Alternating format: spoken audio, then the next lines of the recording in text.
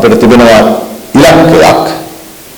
ඉලක්කය වචන කිහිපයකින් හඳුන්වුවොත් අපි යුනිවර්සල් හෙල්ත් කවරේජ් එකේ විශ්වීය සෞඛ්‍ය ආවරණයේ ඉහළ මට්ටමකට යා යුතුයි.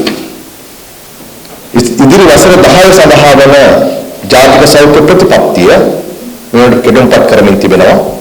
අපේ රාජ්‍ය ප්‍රතිපත්තියට අනුකූලව පොහොසත් රටක් ලස්සන ජීවිතයක් ජනතාවට උදව් කර දෙන්නට සුවපත් රටක් උදෙසා මේ සෞඛ්‍ය ප්‍රතිපත්තිය ගොඩනගෙනවා. අපේ රටේ සියලුම අංශ ආවරණය හැටියට විශේෂයෙන්ම අපි දැනට ඉලක්ක ළඟා කරගත යුතු බෝඩෝ රෝග පාලනය සඳහා ප්‍රතිකාර කිරීම, මානසික රෝග, මානසික සෞඛ්‍ය දිනය ආදී ක්ෂේත්‍ර පිළිබඳව අපි වැඩි අවධානයක් යොමු කරනවා.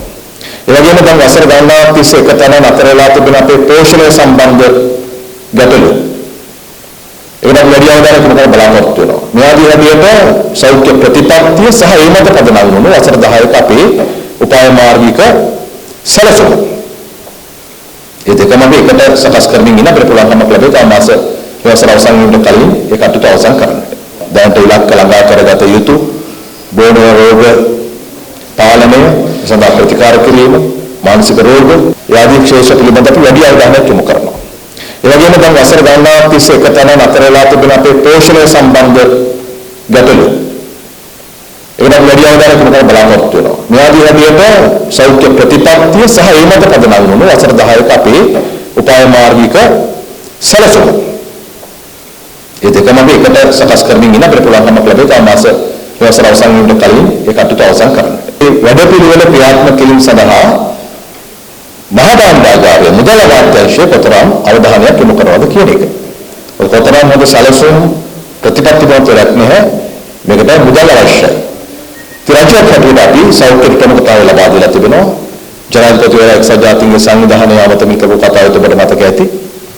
සෞඛ්‍ය සහ අධ්‍යාපනය කියන ප්‍රමුඛතාවයන් යනුව අපේ ආදායම් තත්ත්වය කවරක් වුවත් ආදායම් තත්ත්වය යම් ප්‍රමාණයක ස්ථාවරමින් තියෙන්නේ අපි එතනදී සෞඛ්‍ය ප්‍රමුඛතාවය ලබා දෙනවා. ඒ නිසා තමයි මේ වසරත් අපි අපේ රාජ්‍ය වියදම් වලින් රුපියල් බිලියන 604ක් සෞඛ්‍යෙන් වෙන් කළේ. එළඹ ආයවැයේදී මේකට වඩා වැඩි ප්‍රමාණයක් සෞඛ්‍ය වලින් යොදවන්නට බලාපොරොත්තු වෙනවා. සෞඛ්‍යයට ඉහළම ප්‍රමුඛ ස්ථානයක් ලබා දෙනවා. ඒකට එක්ක අපිට තිබුණ ගැටලුවක් තමයි මම කලින් සඳහන් කරපු ආකාරයට මේ කාර්ය මණ්ඩලය සම්බන්ධ ප්‍රශ්නය. ඒකෙදී විශේෂයෙන්ම අපිට තවත් හෙදෙල් නිලධාරීන් යම් සැලකුම් ප්‍රමාණයක් අවශ්‍යයි.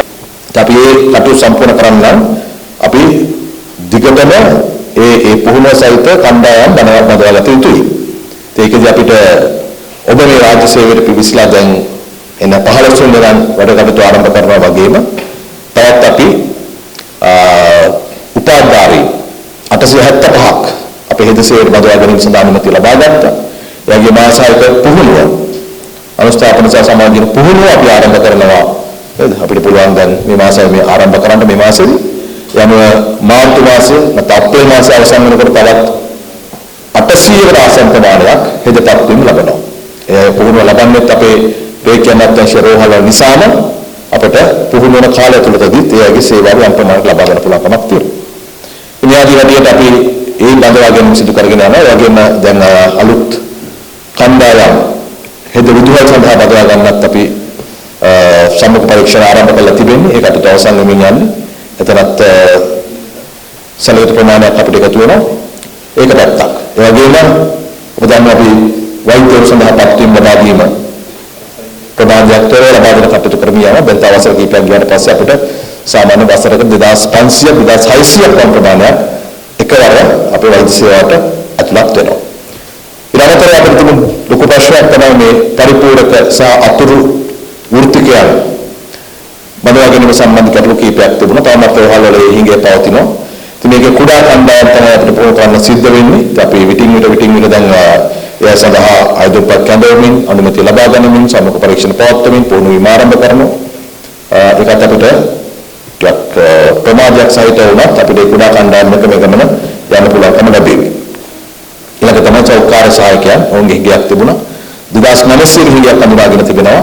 ඒ 1900ක පුරස්කාර පුරවන්නට අරුගුණකවල වෙනවා මේ අවසර අවසන් වෙනට කලින්. රජයක් හැටියට ඔබට ලබා දිය හැකි පහසුකම් ලබා දෙන අතරේ අනිත් පැත්තෙන් ඔබ රාජ්‍ය සේවයට ඇතුළත් වෙන්නේ හොඳ කාලයක ඔබට වැඩි වැටුප් සහිත රාජ්‍ය සේවයක් තමයි උරුම වෙලා තිබෙන්නේ. පෞද්ගලික අප්‍රේල් මාසයේ ඉඳලා රාජ්‍ය සේවකයන්ගේ මූලික වැටුප් වැඩි කළා.